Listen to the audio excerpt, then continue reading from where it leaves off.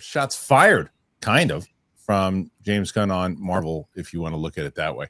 James Gunn says corporate mandate killed Marvel Studios, reveals likelihood of future MCU DCU crossover. Superman director James Gunn shares his thoughts on Marvel Studios' recent struggles and points to orders from higher up the food chain being a problem. He also discusses a potential MCU DC crossover.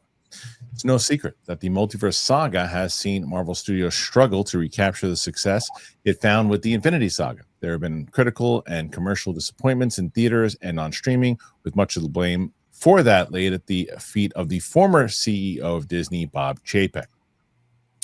He pressured Kevin Feige to produce an increased number of theatrical and Disney Plus titles, stretching the executive thin.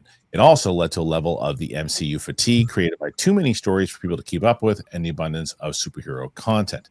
Marvel Studios is attempting to course correct, though. That's proving to be easier said than done. If Thunderbolts is any indication, the movie received glowing reviews, but it will fail to break even by the time of its box office run. Now, all hopes are being pinned on the Fantastic Four First Steps, hoping that it is successful. Rolling Stone put it to the Guardians of the Galaxy director and DC Studios co-CEO James Gunn that there are similarities between Superman and the Fantastic Four, though the filmmaker wasn't inclined to agree. Maybe, but do you really think that they're alike? Is what he says. Embracing the silver age of it all, but I don't think that it is stylized, or at least not stylized in the same way. And it's not as retro. There are retro futuristic aspects because we've got Daily Planet with a big freaking globe and the robots, the machinery, so I can see where there are certain similarities. When Marvel struggles were broached, Gunn said longtime Marvel executive producer Luis D'Esposito said they put out too much stuff privately to me. I don't know if it really is even their fault. It wasn't fair. It wasn't right. And it killed them. We have to treat every project as if we are lucky. We don't have the mandate to have a certain amount of movies and TV shows every year, he said, of how DC Studios' approach will be different. So we're going to put out everything that we think is of the highest quality. We're obviously going to do some good things and some not good things, but hopefully, on average, everything will be as high quality as possible. Superman movies are no longer guaranteed, yada, yada, yada. Okay, I think that's the majority of it there. But let me ask you guys, with the comments, I don't know if it's necessarily shots fired as he was kind of protecting the people and the powers, his friends now, because we all know this. We all know that it was the executives that pushed him too hard. There was a lot of success. More. Let's forget. It's like going to a restaurant that is really good, and then they're like, you know what? We need to do a chain, and they just expand it. And they don't have the right chefs, and everything. What happens? It's too much, and the food just isn't as good as it used to be. That's kind of what this is, and I think that Gunn just clarifies this. Rox, man, oh man, I get it. You're like, I have my go-to coffee. I'm good. It's familiar. It does the job. Yeah, but then I tell you that you're missing out on something way better. Trade. They introduce you to new, freshly roasted coffees, and they're next level good. Once you taste it, there's no going back. I'm not kidding you. It'll ruin boring coffee for you forever in the best way possible. Trade is the #1 coffee destination, bringing you fresh coffee from over 50 of the country's top roasters. You take their quiz, and in under a minute, they're going to match you with the perfect coffee. If that first bag isn't quite right, Trade's going to replace it for free until they nail it. Trade's prices are on par with grocery store brands, but the quality, it's next level. Plus, you're supporting local roasters, and it is a win-win. I love it. I've been using them for so long. I've been talking to me. If you've been listening to this show, you know how much Trade is like my thing. I have this big bag right now. I'm going to switch over to the next big bag because that one's out, and I've been using it. I've been every morning just been like, oh, here we go. I get excited for my coffee because of Trade. Right now, Trade is offering our listeners 50% off your 1-month trial at drinktrade.com/Kristian. Exclusive offer for you guys. That's drinktrade, TRADE.com, Kristian, for 50% off your 1-month trial. drinktrade.com/Kristian. Did he say at the end we're obviously going to do some good things and obviously some not so good things? He did. He was being honest about it, I guess. I feel like we buried the lead there. That's no. The biggest thing he said is, obviously, we're going to also do some not so great things. Yeah, I think of this as kind of like an ex-lover who didn't have a horrible breakup, but still is more excited about their current boo than their Right. last boo. Right. He's not shredding his ex. He's not dragging them and releasing all of their secrets. I think he's just saying, I like my new boo better. It's fitting for me more right now. We're aligned. So I feel like this wasn't not shade, but it wasn't as shady as we've seen not only just people get, but him get. Right. Mike, what do you make of these comments? Kind of like, I don't want to say it's a nothing burger story, but it kind of is, because he's like, yeah, man, we all saw it. The writing was on the wall. You don't have to be, we always talk about film Twitter and how everyone's, more in tune to it than the general public. But I think even general public, it was just like, yeah, man, they got Disney Plus up and running. JPEG wanted more shows. It just was too much. It was just like, it was funny though, because I always said, and I guess this was probably back pre-Endgame and Infinity War. I remember talking with a bunch of people in our circle, and I said, guys, I don't think Marvel will ever have a bomb. I just don't think they'll ever do it. Wow. And now here we are, proven quite wrong. Yeah. And the fact that in that article said it, where Thunderbolts is actually really good, but the brand is damaged at this point. Yeah, it is. And I think the other thing that they mentioned too, which I agree, is that it's like, it does, whether or not, for the casual viewer, they don't pay attention to what's part of MCU, what's part of DCU, what's part of other things. They just see comic book movies and they see superhero movies, and that's all they see in another superhero movie. And right now, it's all about big IP. It is. Yeah, go ahead. Yeah, did you see this James Gunn article? Is this the same one? Did you guys see where he's talking about the pressure on Superman and it has to hit? I think he's answering about that. Did you hear about that? I think that was the next part of the quote. Yeah. Okay. But no, but because it's a fantastic quote, because I think the interview is saying, like, everyone's saying that everything rests on Superman, and this, he's like, it doesn't. He's like, we are Iron Man. Iron Man, if we break, I think he even says, like, if we break even, that's going to be a win for me. Right. He's like, we're not in a place where I have to have $1 billion. It's like, we've got Guardian. I mean, we've got Creature Commandos, we've got Peacemaker season 2, we got Supergirl going. If Superman doesn't, now he doesn't say if it bombs, he doesn't answer that question. Right. But there's a lot of different answers to that question, because it's like we've said this. Roxy and I brought this up 1,000 times when we've discussed this. If it breaks even, you ain't gonna be happy about it. They're gonna go, okay, let's dust it off and on to the next one. What are we doing now? And let's try to make some money on the next one.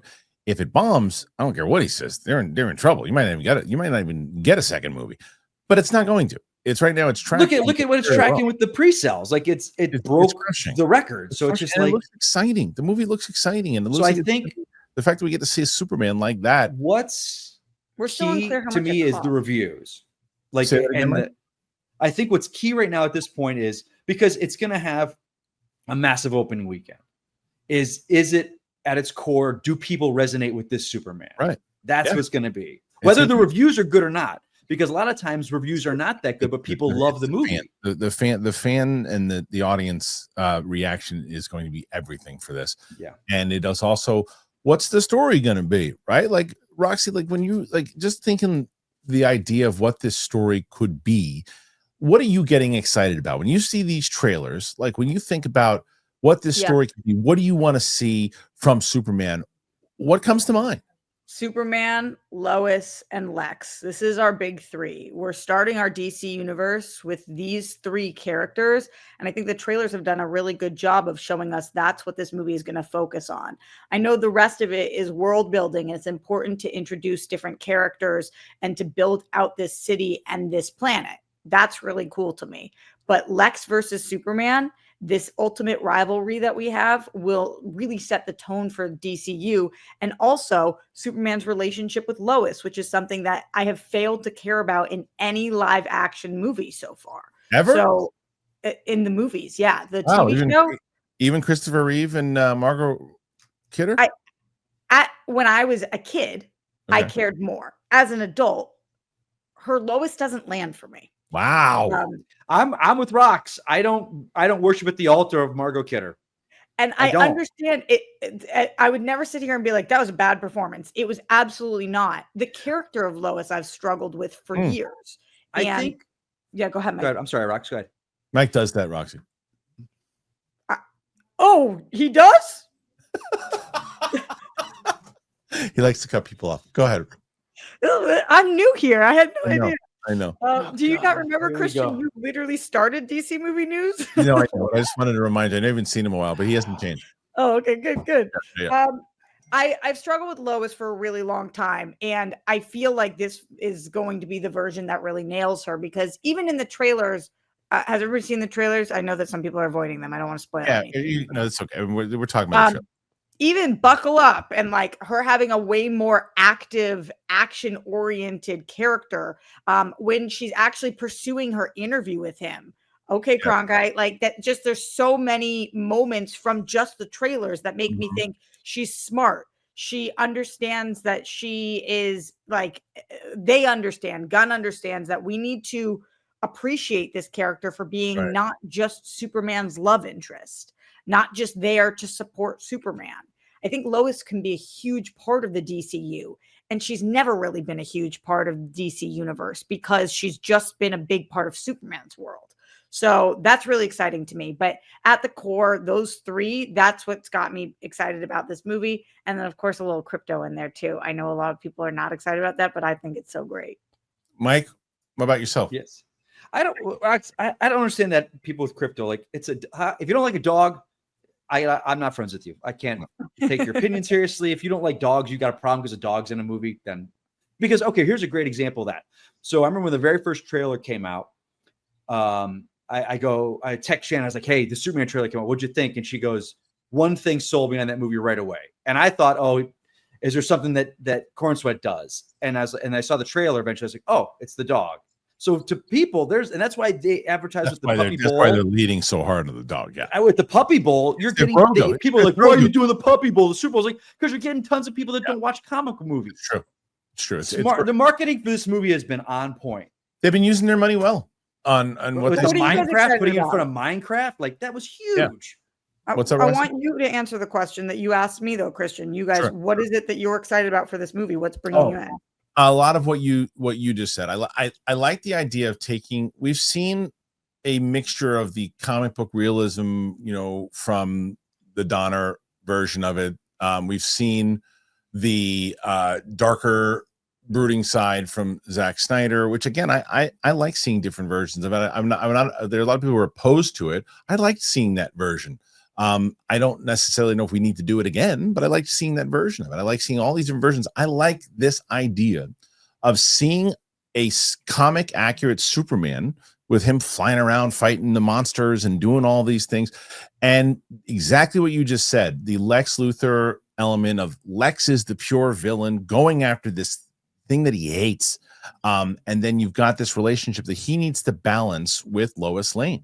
And I also am very curious to see how they're going to incorporate the DCU without it getting too overwhelming. It's 2 hours and 3 minutes long. So to see what they're going to do, I'm also very, very interested to see the dynamic and what is always the most important to me, as I mentioned earlier, is Clark was formed his human side from Ma and Pa Kent. I want to see that relationship. I want to see them. It's always one of the most important things in the movies is the learning that Clark took from the Kents and how that overall formed his understanding of what he can do, how he should do things, how he shouldn't do things. And I want to see how that's incorporated in this new universe. I think that it's a beautiful looking trailer. It's a beautiful looking film thus far. And I want to see how it incorporates everything. Are we losing Pa Kent to a heart attack in this movie? I think his parents stay alive for the run of the DCU. I think so too. For the run of the DCU. Mm-hmm. I think it's going to be like Lois and Clark, where his parents are always there because that grounds him. And if you lose one of those, you lose an anchor. Like he needs that. He's always going to fly back to Smallville. Wait, just pressing back on you a little. When you say the run of DCU, do you mean for 20 years if we go 20 years? Because we've seen his father killed twice before. Why do we need to do it again? We've never seen. Are you kidding me? A scene?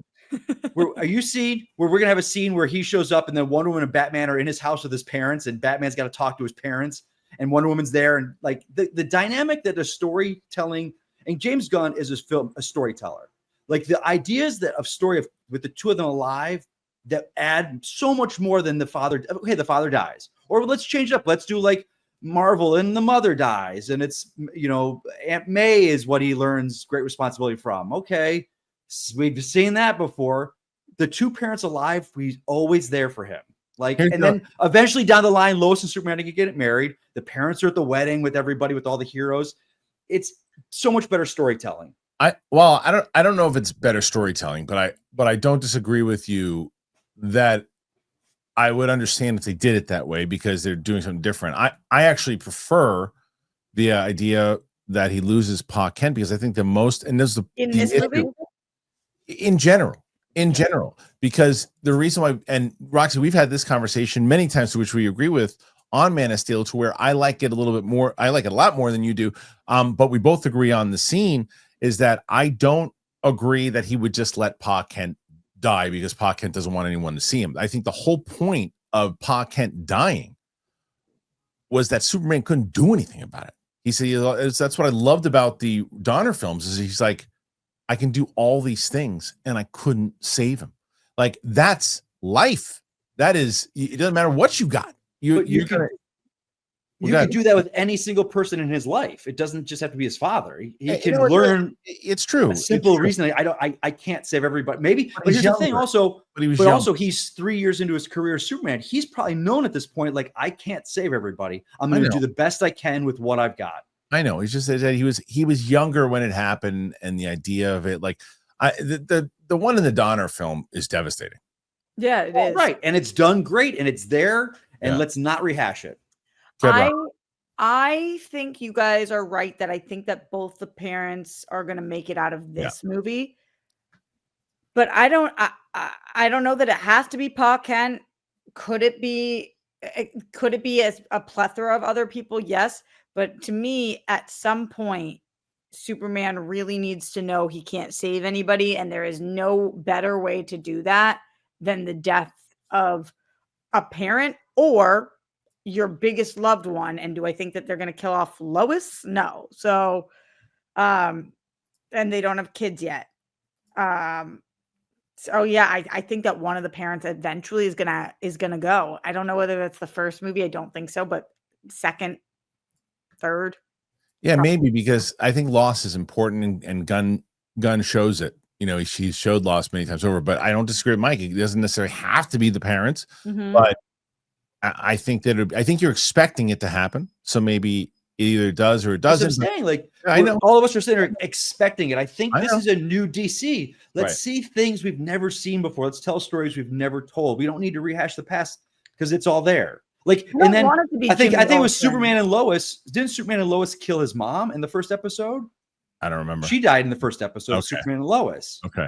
All right. It's like, hey, we've done mom, we've done Pa. Like, we got a lot. There's a lot there. Yeah. Everything we just discussed, everything we just talked about. I want to hear your thoughts on all of it. Like I said, whether it's in the live comments, whether it's on the replay, whether it's the Clips channel, let your voices be heard.